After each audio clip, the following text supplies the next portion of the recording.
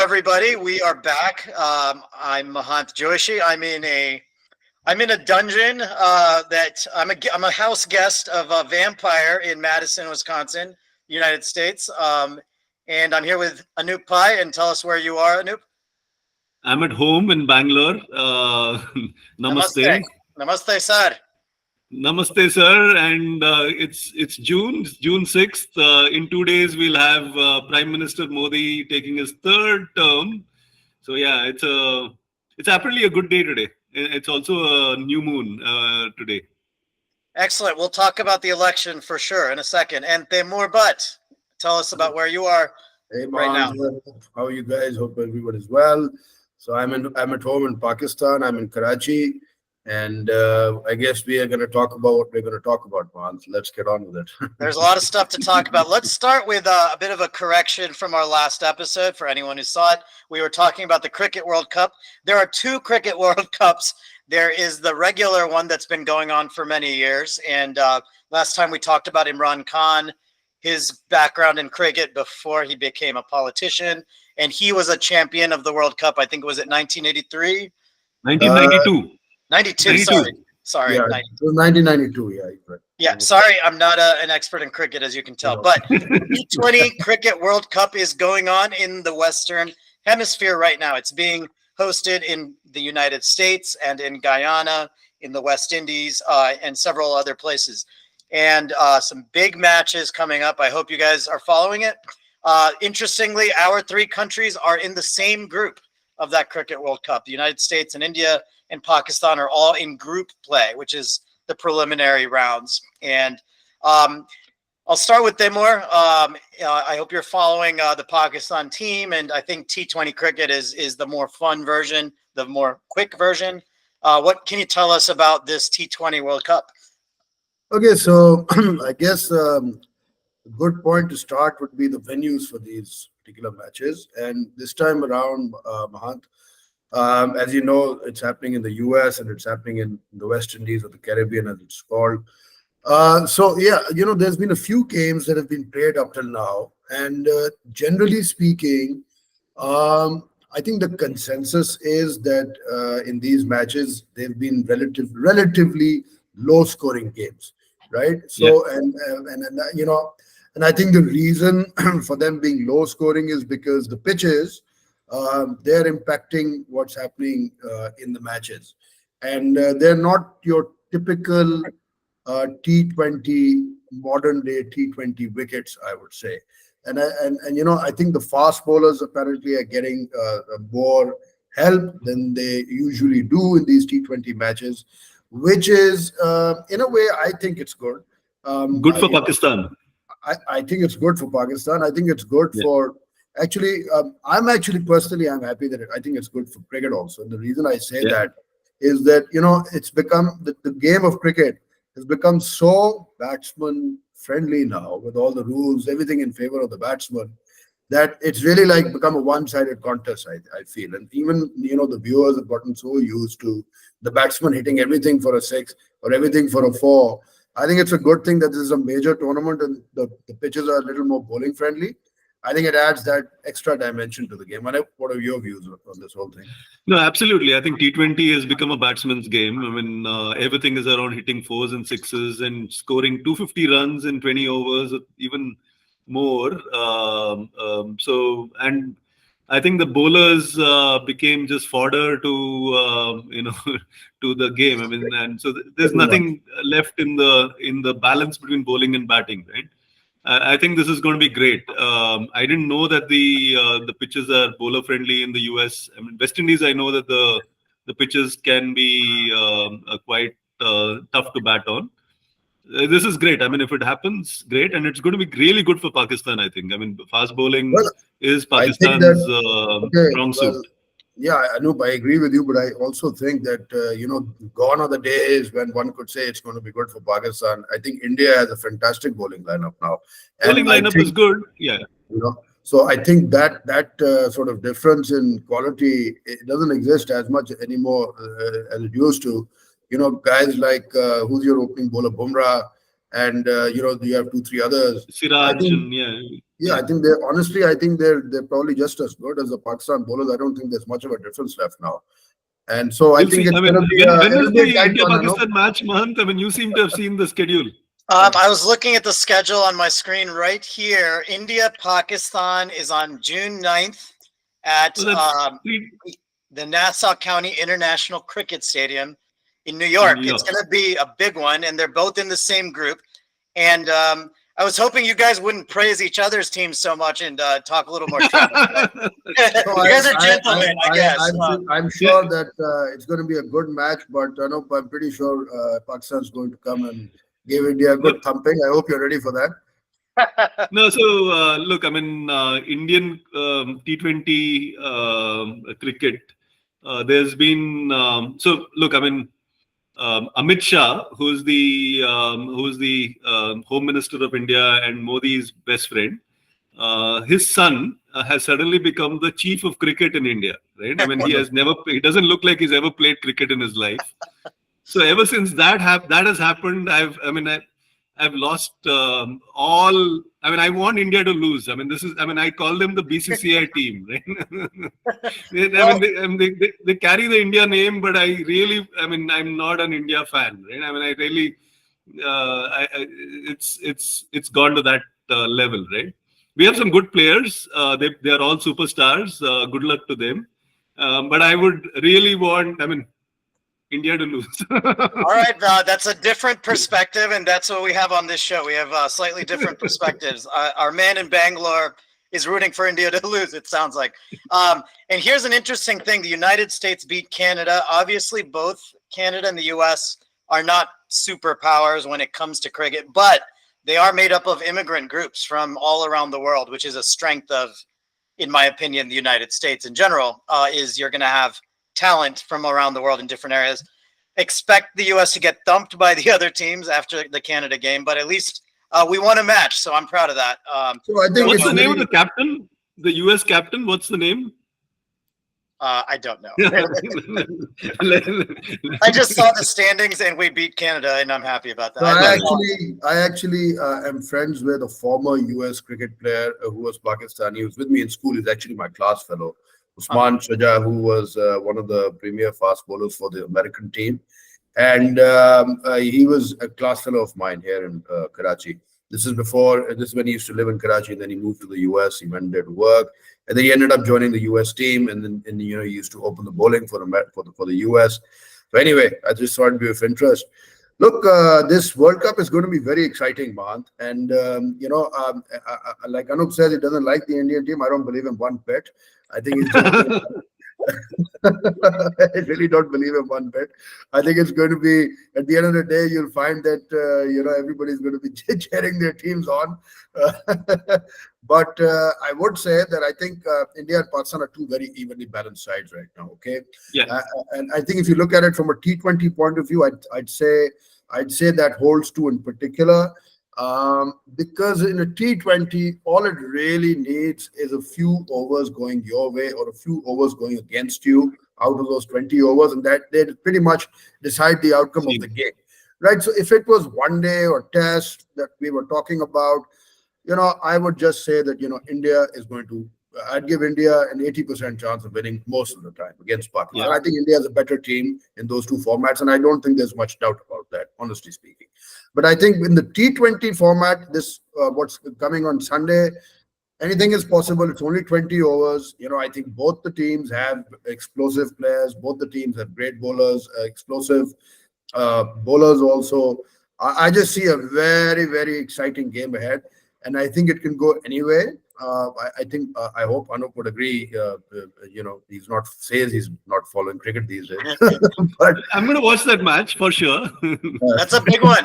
And I think the last thing I wanted to mention about cricket before we move on to another topic is the money must be huge when it comes to how many people are going to be watching on the media of various types, whether that's on the streaming, whether that's on cable or satellite, all the different formats. I can imagine the rights to these matches must be insane, because I believe something like 1.5 billion people watched the India-Pakistan World World Cup Cup match. cricket match, and that's a big. So it's really interesting, Mahanth. I was reading an article which said that the New York authorities, they're shocked. They said they had no idea about the scale of this event.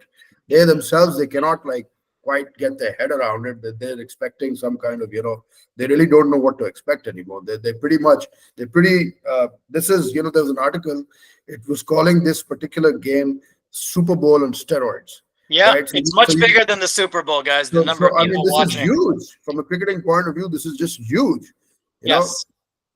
And it's never happened in the United States before. Never, and I'm biased, but I also believe New York City is the center of the universe, right? And that force field of cricket has come. Yeah, you sound like a typical American, Mahanth, when you say that. I am a typical. I mean, I'm in a vampire bordello, man. I'm a typical American here Right, of course. in the Midwest. But ultimately, that has never happened before. And Taimur, you brought up a good point. This is much bigger than the Super Bowl. No matter where you are in the world, Super Bowl is a big deal to Americans, and most of the rest of the world doesn't care. And in my own opinion, since all of the brain injuries and concussions happening in the game of American football, I've been boycotting it for years. I don't follow the Super Bowl anymore. And I think it's horrible for the health of the players, and it's a bad lesson to teach to kids and things. I have a lot of other things we can get. We're not here to talk about football, but whoever's listening, much bigger deal than the Super Bowl. And this is an early round game. We're talking about group play, and this game is going to be bigger than the Super Bowl. And imagine the finals. If India and Pakistan play each other again, if they both move forward, which is, I think, highly possible, right? Regardless of Sunday's outcome. So yes, it's possible. We'll come back to that, guys. I hope people tune in that weren't thinking about it before, and we'll come back to it. All right. Speaking of other contests, let's talk about India. Anup, I heard there was some kind of voting going on or something. We had 7 weeks of voting over 7 phases. 680 million people voted, I believe, or close to that number. And we have a result. And the result is that Prime Minister Modi will be a Prime Minister for the 3rd time in a row. That has happened for the first time in India since 1962. A Prime Minister repeating his coming back for the 3rd time has happened for the first time since 1962. Was that Nehru? Nehru, after Nehru. Yeah. Jawaharlal Nehru, yeah. Jawaharlal Nehru. So, however, it's not the thumping majority that goes with Modi's typical style. He is having to work, he's 32 seats short of a simple majority. His party is 32 seats short of a simple majority. So he has to now work with other people to be able to form a government, which he has. Yesterday, he had a meeting with all the other parties that are supporting him. And they formed a coalition called the National Democratic Alliance, which is NDA. And they will be staking their claim to form a government tomorrow, or today or tomorrow, and they will be sworn in on 8th, which is Saturday. On Saturday, we'll have a Modi becoming Prime Minister for the 3rd time. So yeah, there's a lot of ways we can look at this, but the way that I want to talk about, we'll get into the detail, but him coming back for the 3rd time is sort of unprecedented. Good, we have continuity, right? So that's what I was hoping for, and we got that. Yeah, it was just about 10 years ago in 2014 he was elected for the first time, and that was seen as a big start to something new. It's continued, as you said, this will be his 3rd term. I believe the BJP was going for something like 400 seats in parliament, and I think they're falling short, right? Well short. Yeah. So, look, there is definite discontent on the ground. So now that in hindsight, what I feel is the 400 was like sort of a marketing gimmick. So it was a false flag operation around giving this false sense of optimism, so that they ended up where they ended up. So with the 400 target, Modi had a media blitzkrieg. he had not given a single interview for 10 years, I mean, more or less, to journalists. Wow. He gave 80 interviews, 80 interviews in the last 6 weeks. 80 interviews. He did 200 rallies, 200 rallies over the last 6 weeks. It's a lot of rallies. Yeah, and yeah, so there was a media blitz. But yeah, I think without that, maybe they would not even have won. Maybe. I mean, so I think it was like sort of like a marketing gimmick to go with the 400. Yeah, but it worked. So it seems like. Did Congress gain? I know that the BJP lost seats, but did Congress gain any through that, or was it other parties? So Congress had 52 last time. They have 98 this time. So they did go up. They've almost doubled their tally. So yeah, they've done well. Rahul Gandhi did 2 walkathons. The south to north walkathon and the east to west walkathon. I heard about that. Yeah, and I think that worked, right? I mean, so and also their alliance partners did quite well as well. So they're totally, the Congress alliance has got 234 seats. BJP as a single party has 240 odd seats for 240. Pretty close. Pretty close. All right, I want to move over to Taimur in a second, but just before that, you know Ayodhya well, Anup. I know you spend time there, and you have some work there. Now, Ayodhya, obviously massive temple opening, those global news recently. Did the BJP win that district or lose that district? They won in 2019. They lost this time. They lost by around 100,000 votes. I'm surprised by that. That's, to me, one of the big surprises. Actually, Uttar Pradesh itself is a surprise for me. Actually, it should not be. I'll tell you why. Uttar Pradesh has 80 seats in Parliament, which is the largest state in India. Right, 240 million people or something. Yeah. So BJP was expecting around 70 seats out of the 80. They've gotten 35. Wow. So they've lost several seats that they didn't expect to lose, including Ayodhya. Ayodhya is not really the name of the seat. It's Faizabad. Faizabad is the name of the seat. It is a majority Muslim population in parts of. I mean, so Faizabad is a Muslim-dominated sort of area. And a Muslim name as well, Faizabad, right? Yeah, and a few things have worked for the Congress and their alliance partner Samajwadi Party. One is, I think, overall they've consolidated votes which were non-Hindu votes, non-upper class Hindu votes, let's call them. So there are the backward classes and all of those Yadavs and so on. They've all consolidated under one umbrella, which is the Samajwadi Party, and that kind of the math worked, right? So they consolidated all the votes. BJP lost around 5% of their vote share, as in overall they lost some votes. I think we'll need to get into the detail of this, but I think there is some infighting that's going on within the BJP also. So there is some amount of cross purposes, and especially in Uttar Pradesh, we don't know the details, but the candidate who won last time, he polled fewer votes than last time. So it's surprising. I mean, given the Ram Temple and all of those different things that have happened, he should have gotten more votes at least, if not kept his tally. Right? I was surprised by that. So yeah, Taimur, last time we talked about how you don't follow the election too closely, or most Pakistanis don't. Would you say that's still the case? It's in your neighborhood, and it was a big election, obviously. But well, look, of course. So to that point, I'm just going to pull out a newspaper from today. All right. Yeah. This is our Dawn newspaper. Okay.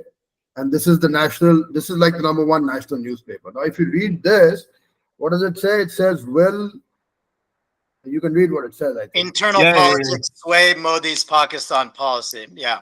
Right on? Okay. Yeah. Now, if you look at the back page, read what this says. Yeah, what does this say? Pakistan poised, okay. No, right, Modi's right. allies to extract pound of flesh in return for support. Nice. Using a Shakespearean analogy. Nice. So now let me tell you that these articles are pretty much, so these are rare, all right? For an article like this to be on the front page here in Pakistan, on the main newspaper, it's very rare. It doesn't really happen very often, right? Obviously, with the elections going on, as you can see, the first one said, will the internal politics sway Modi's Pakistan policy? We can talk about that. And then what's going on internally, what are his rivals going to do to him? And then let's talk a bit about what Pakistanis generally have to feel about Modi being re-elected also. So let's start with the first, I guess, right?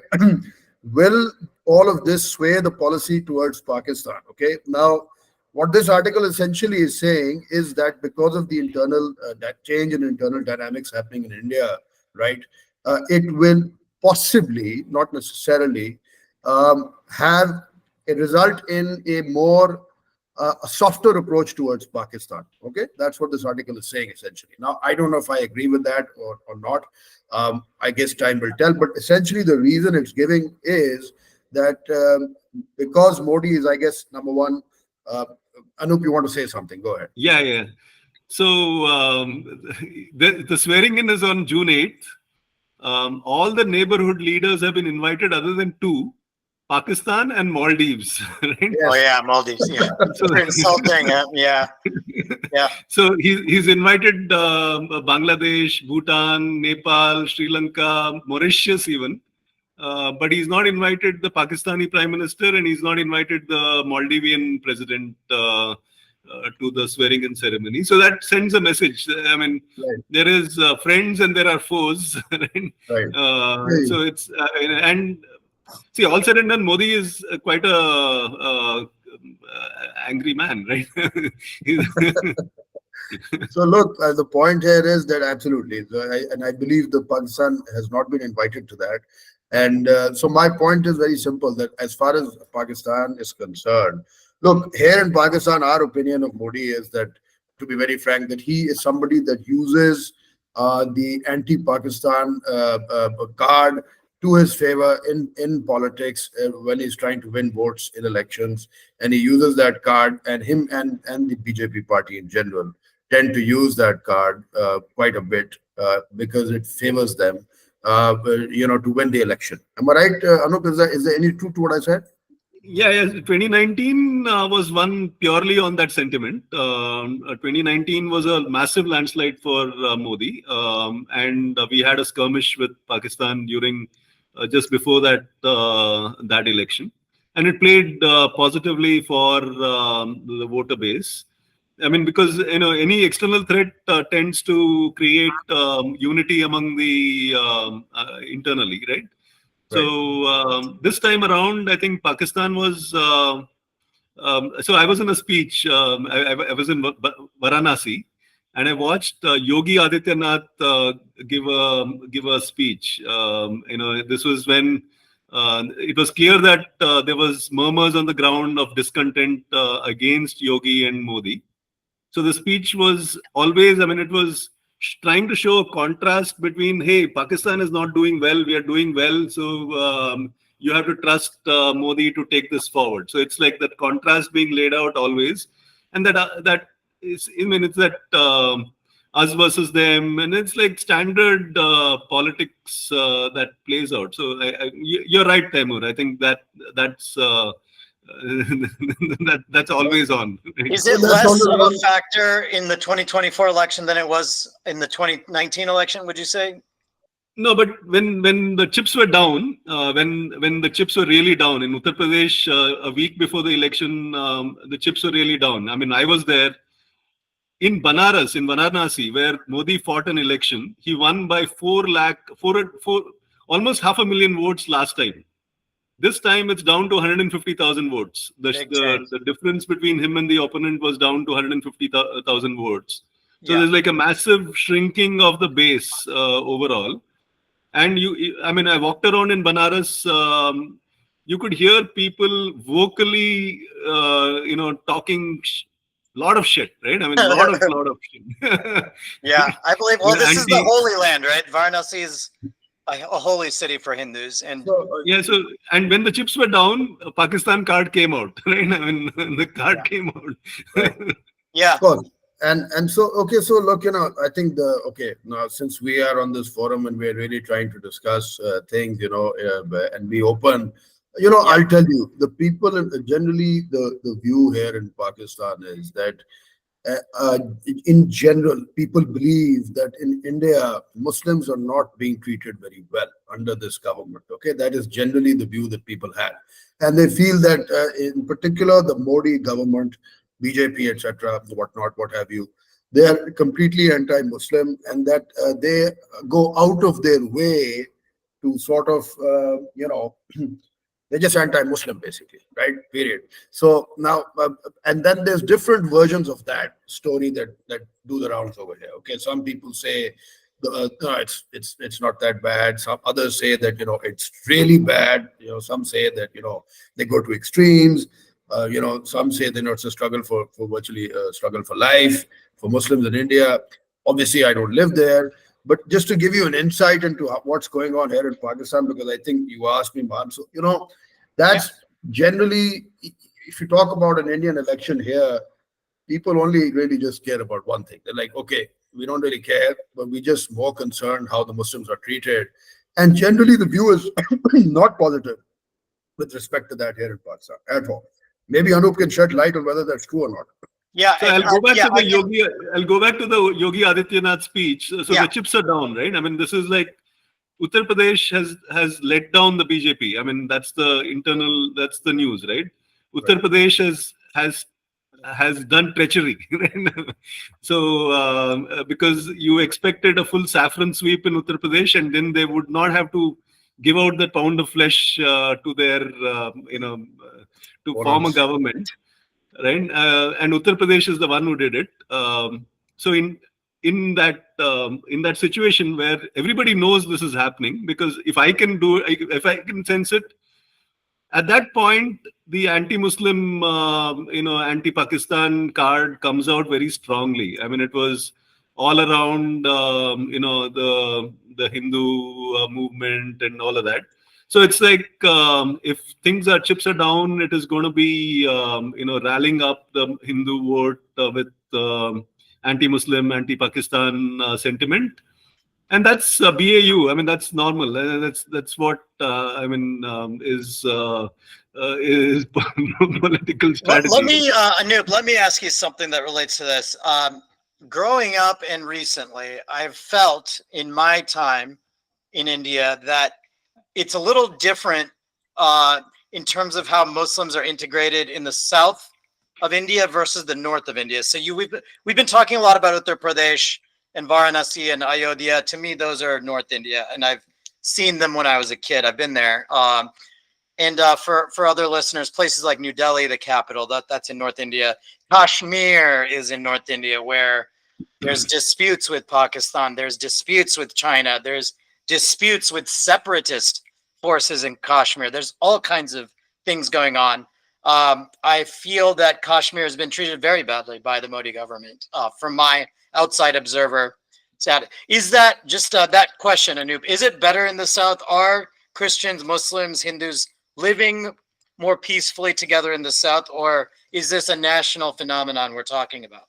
So, I mean, just to put a frame on this, right? I mean, there is a clash of civilization. There is a overall Muslim, anti-Muslim, or contain the Muslim, radical Muslim sentiment that exists in the, let's say, geopolitical world, right? And that is also in your country, Mahanth. Right? Well, So, sure. and there is this general sentiment in the non-Muslim world of wanting to contain the radical Muslim, right? Whoever that is, whatever that is, I don't know, right? War on terror. In the case of the U.S., we spent 20 plus years bumbling around. And now with this Israel-Palestinian thing and all of that, so there's this broader thing going on. in India particularly, in the 80s, in the 80s specifically, when I was a kid, you were a kid, Hindus and Muslims, everybody was, there was no real division, right? I mean, there was absolutely nothing. I mean, we went to each other's houses, and we were friends, and we had a lot of things and going on. At that point, BJP had 2 seats in parliament. Two What? seats in parliament. Two, right? Two Wow. seats in parliament. This is the Right? LK Advani days, or This was pre-LK Advani days, 1991. The issue of the Ram temple was made into the national consciousness, brought into the national consciousness, and this also is linked to the whole terrorism, the upswing in terrorism, the completion of the Iran-Iraq war, and all of those different geopolitical angles that are playing out. So ever since then, right, South India is not really other than one big Muslim kingdom that existed in. So we had the Hyderabad Nizams, and then we had Tipu Sultan, right? I mean, between the Hyderabad Nizams, the Muslims in North India were traditionally, empires that were culturally sound, and they had a lot of, they had integrated well. I mean, this is like a long, for example, Lucknow it's well integrated. I mean, Islam and Muslim culture is part of life in Lucknow. I mean, the food is Mughlai and all of that, right? I mean, it's biryani, right? from what I Yeah. understand. But So coming North back to India, North India is Yeah. pretty much well integrated because it was under the Mughal kingdom empire and so on. In South India, there's only pockets of Islam, and that became radical, or that became separated very, very quickly, right? So in my childhood, Muslim girls used to wear the shorter skirts than the Hindu girls, right? Really, So now the same I don't girls mind that at all. that wore short skirts are wearing full burqas, and their young children are wearing burqas too, right? I mean, it's just gone completely opposite.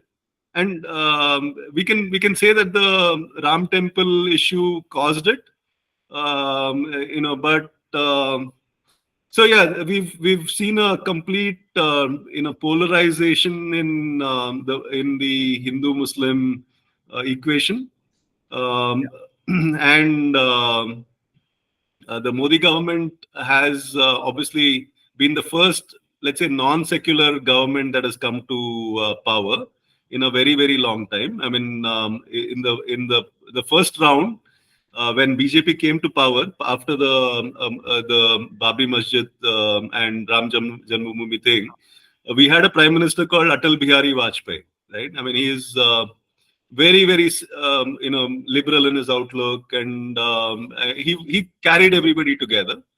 Modi, on the other hand, comes with a lot of, let's say, he's a, let's say, a little bit of a fighter, right? Or he's a, and that's created all kinds of behaviors on the ground. So there is what Taimur talked about, right? I mean, fearing for, actual violence that's there. There is the liberal Hindus, liberal part of India is also there.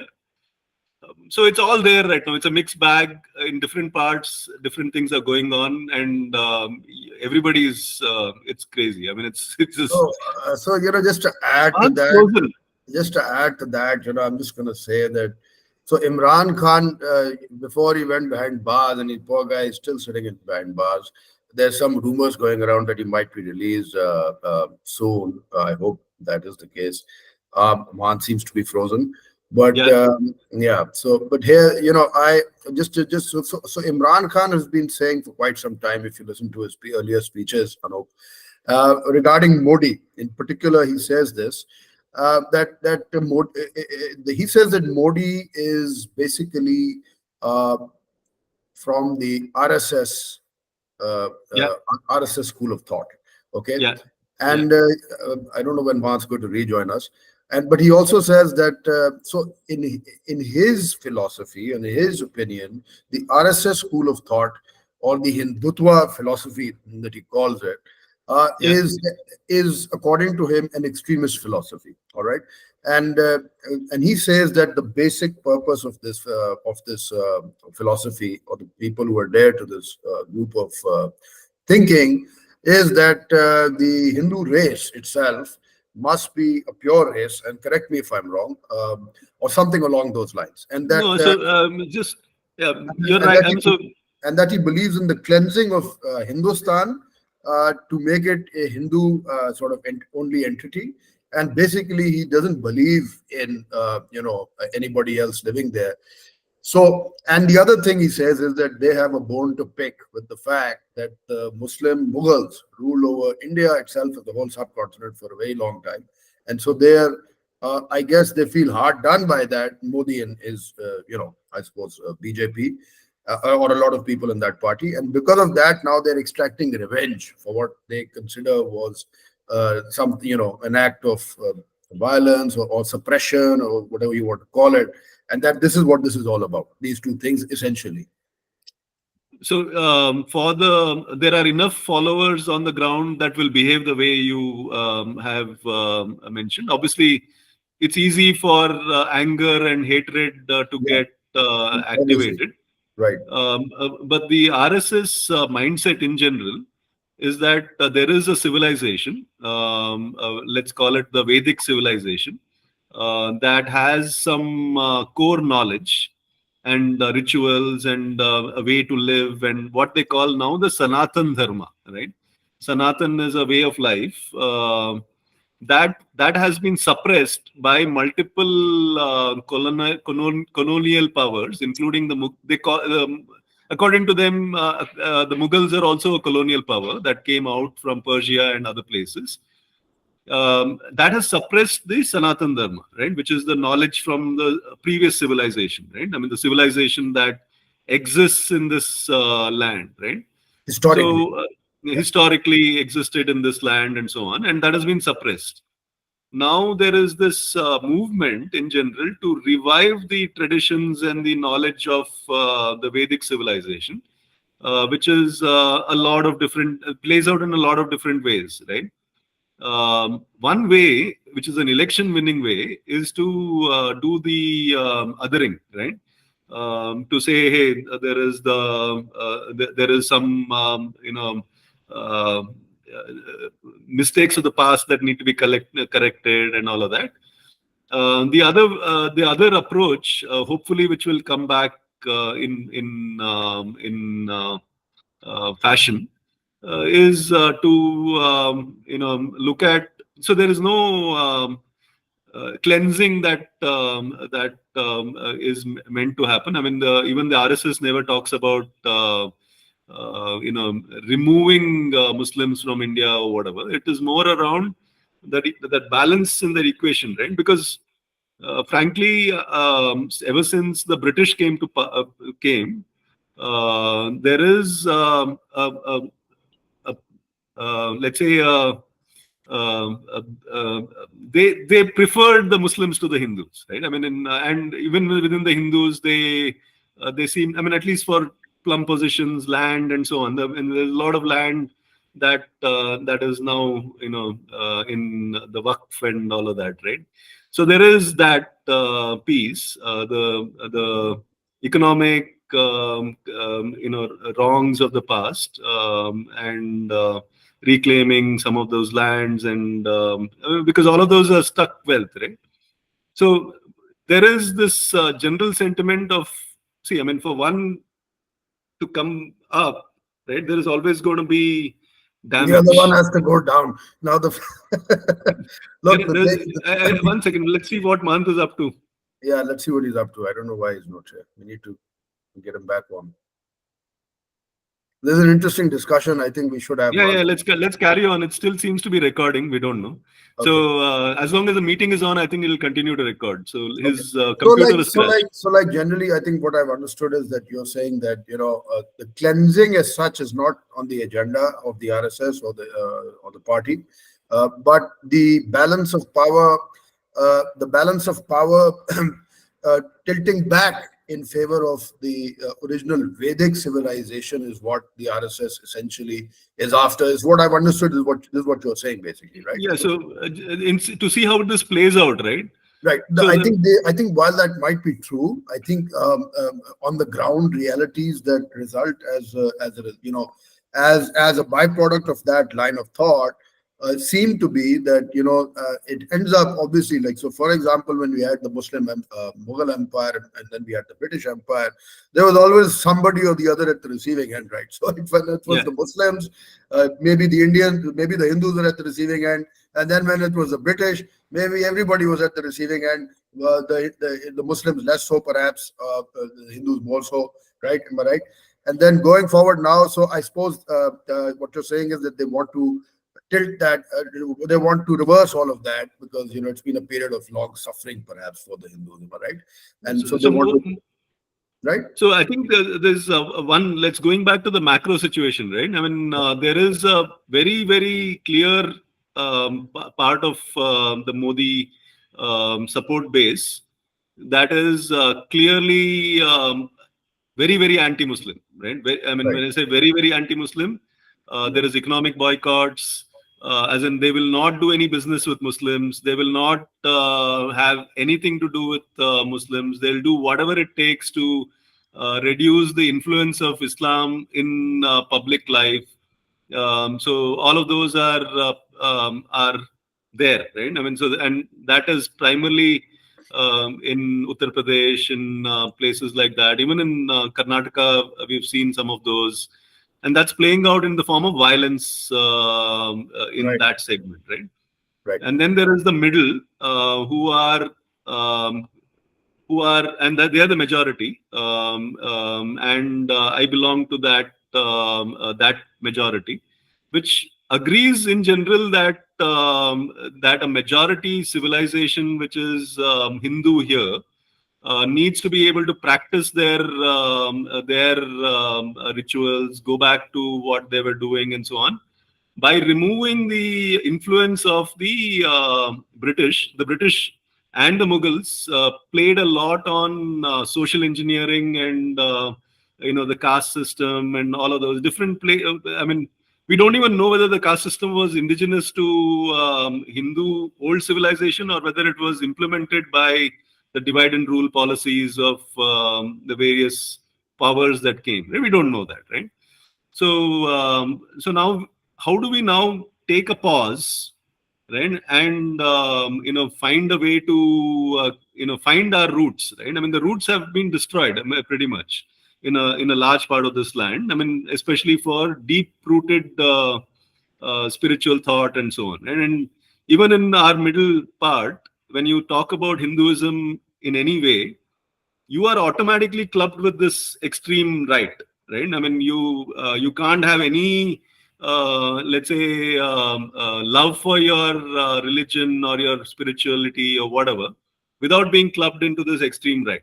So that's happened because there is an extreme left in India as well, which is completely bashing of a thought like the one I expressed, clubbing all of us with the monkeys who are doing all these different things, and also othering this thought as well. I mean, this othering business is not limited only to Hindus or whatever, right? So what I'm getting is that basically there's liberals and then there's extremists, and that's just what it is.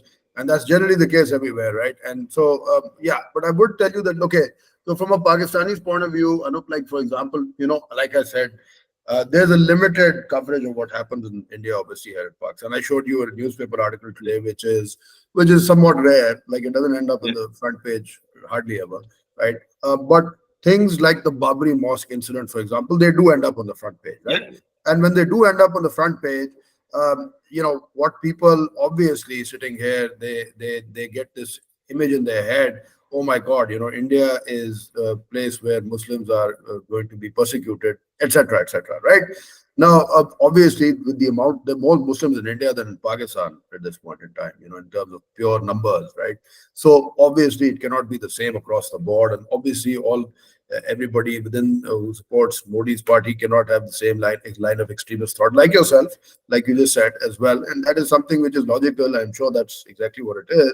There's one But other point, Taimur, which I think this whole religion-based persecution is not limited to India. Pakistan with Hindus have not been very no, kind as there's well. not Right? actually, and this is So the other point. So this is a yeah, global phenomena, right? So yeah, we've yeah, had similar problems here. yeah, So very recently, we've had problems with the Christian community here, and yeah, from time to time, you have problems with the Hindu community also, and there's persecution going on at all times. You keep hearing of an incident that a Hindu this or somebody did this. But like very recently, the burning, I think not very recently, the burning of a Christian church or something along those lines about one of the interiors. And things like this, they do happen here as well. So I'm just saying that, the point, I mean, in general, but I guess since we're discussing what the view is here in Pakistan regarding India, generally it's just the same. It's just that, these things are magnified because there's limited reporting.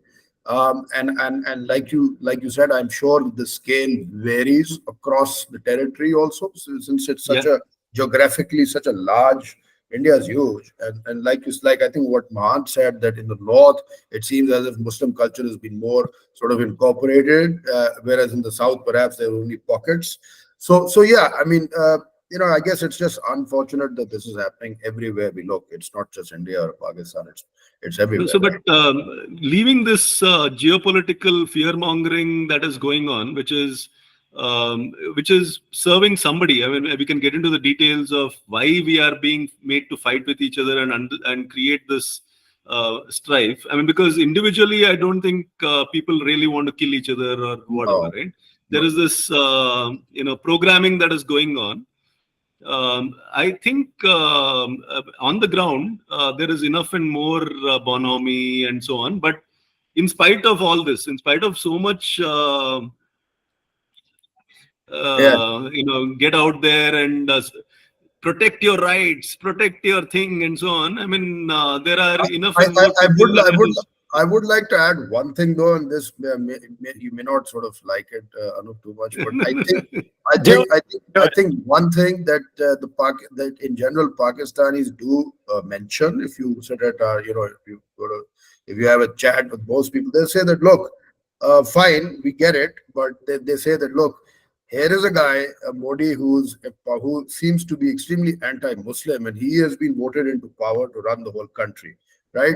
So, whereas they say that look, here in Pakistan, we've never really had anybody who's strictly anti-Hindu who's been voted in to run the country, but here is a guy who's so anti-Muslim, obviously known. Achha, they call Modi the butcher of Gujarat, also, by the way. That's what he's Yeah, yeah, yeah. known I mean, as, right? even Mahanth has done that. So So they say that, okay, so how is it possible that the butcher of Gujarat who hates Muslim has been sworn in as the prime minister of the whole country? That shows that the whole country is against Muslims, basically. That's the way a lot of people view it. You understand?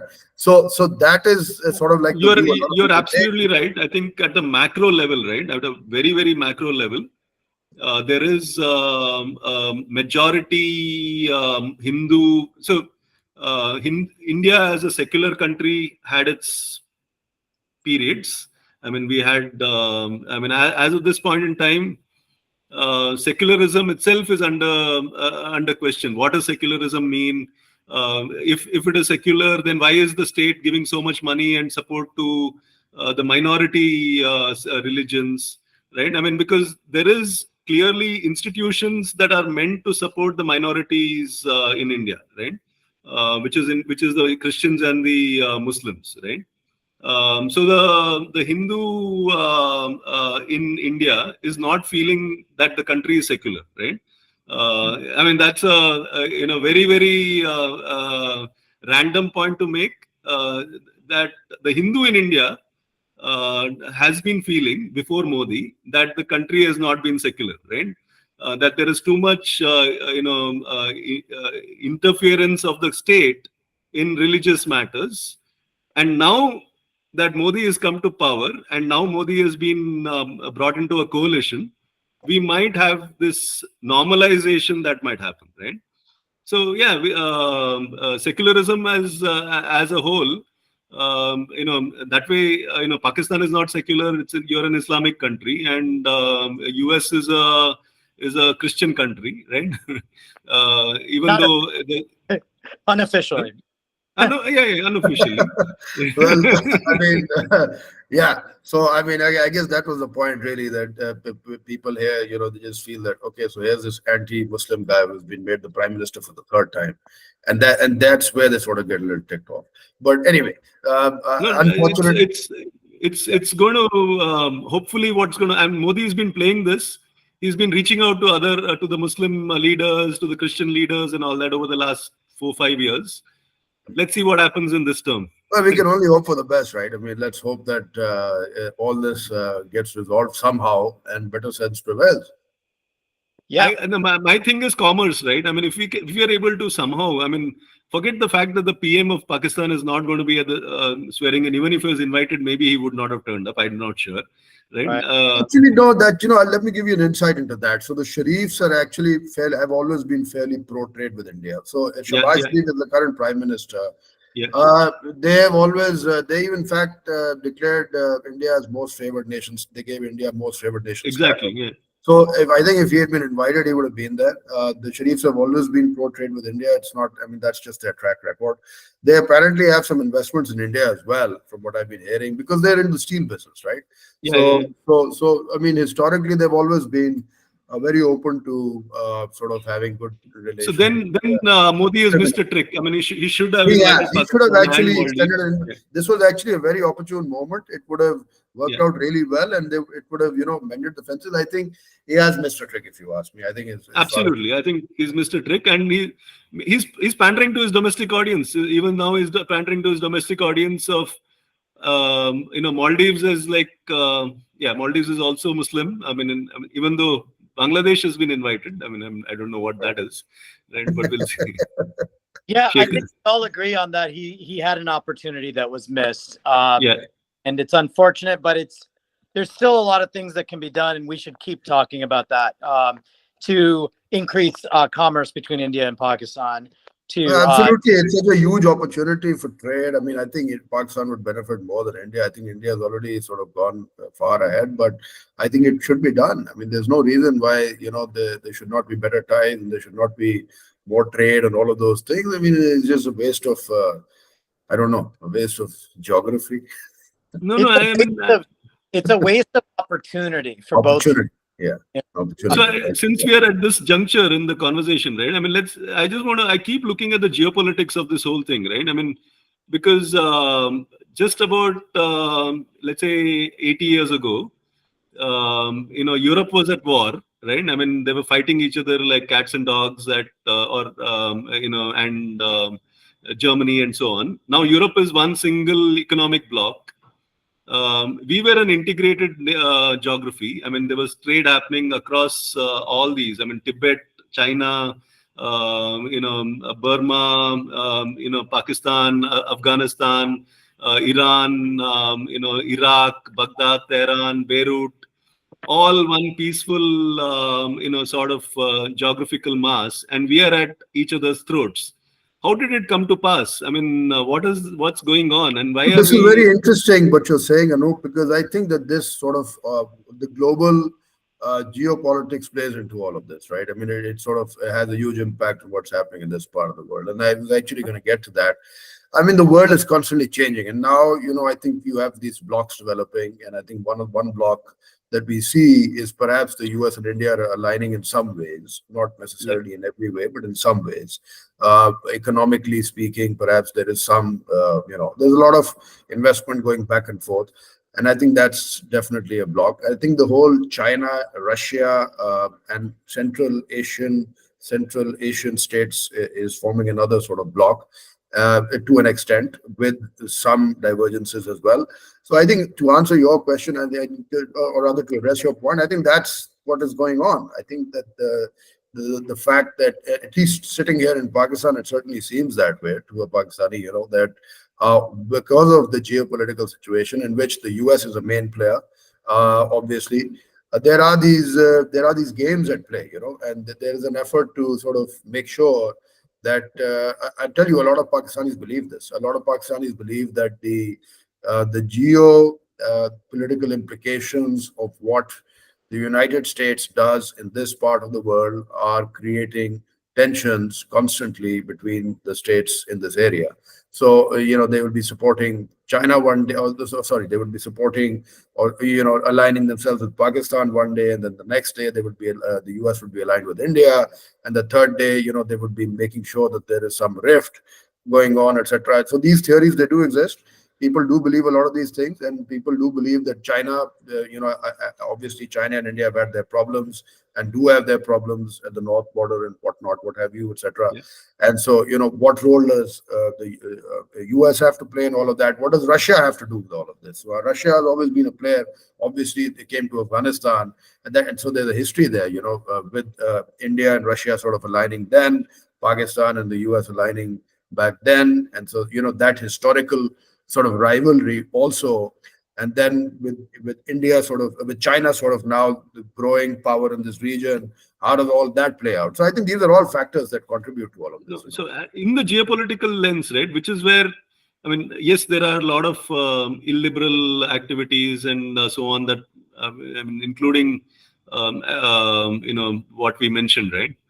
Modi as a player in the geopolitical theater, which involves right now Biden, Xi, Putin, Erdogan, and some of these other players. Modi as a actor in the geopolitical theater, and continuity of Modi as an actor in the geopolitical theater, especially given that we are so 2025 we'll have a new president in the US, and 2025 January the debt ceiling suspension is going to be back into the Congress. So the debt ceiling has been suspended in 2022 indefinitely till 2025. So which means that the US can just keep printing money unlimited without any congressional checks and balances till January 2025. And I am of the opinion that the US dollar is the key cause of the petrodollar, and the US dollar is a key cause of all this consolidation as well as divisions that are at play. And January 2025, a new president in the White House will have to now act on the debt ceiling, right? So because I mean, putting a debt ceiling and putting some sort of measures on controlling debt and profligate borrowing that the US has been on, that is putting all of us at risk, right? The monetary policy of the US has put the entire world at risk, because it's just adding to the war machinery and the whole thing that is driven, right? So 2025 January, Modi being there in the geopolitical theater, in my opinion, is extremely necessary. I mean, and continuity in that is extremely necessary, because he's been able to play the powers. I mean, he's been able to play, form relationships with Xi, with Putin, and have some sort of, conversation going.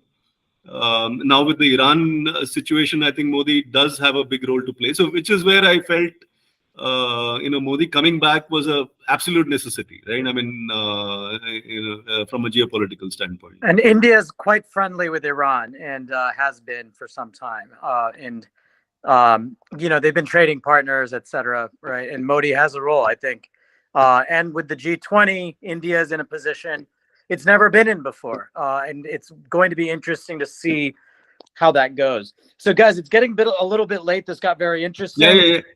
I'd like to wrap up soon. I also had some technical difficulties. I had to switch between my computer and my phone, and I'm hoping and praying the recording is fine. It will be. I think we were on the call, so I think the recording should be fine. It should be, even though my Mac froze and I'm on my phone now. But that was a very good conversation. We should keep going. I hope you guys want to keep going and do another one soon. course. Let's keep doing this, man. I actually think this was getting We can get interesting. more and more people across all these three countries to come Yeah. and chat, right? I mean, I think this That's was right. getting quite interesting because now with the American sort of election around the corner, like, there's a lot of there might have implications Yes. here in Pakistan Yeah. because with Trump coming in, like the entire, okay, so there's a lot of stuff going on here in Pakistan. We'll talk about it next time, all right? So I'll sort of, Yeah, let's Yeah, do that. This was really good. Time flies. We always make it longer than we plan to, which is a good thing. I think there's a lot to talk about. But yeah, we didn't get into the Trump indictments and Yeah. how it's going to affect the election. This is uncharted waters. We've never had an Right. indicted felon running, a convicted felon running for president. We'll have to see how that goes. People say it won't change anything. That's quite possible. It might make a change. We'll have to see. But it will be a very interesting election here in the U.S. as well. But congratulations, India, for the democratic process, regardless of people's feelings about the victory and the results. And we will get into much more. This was very interesting.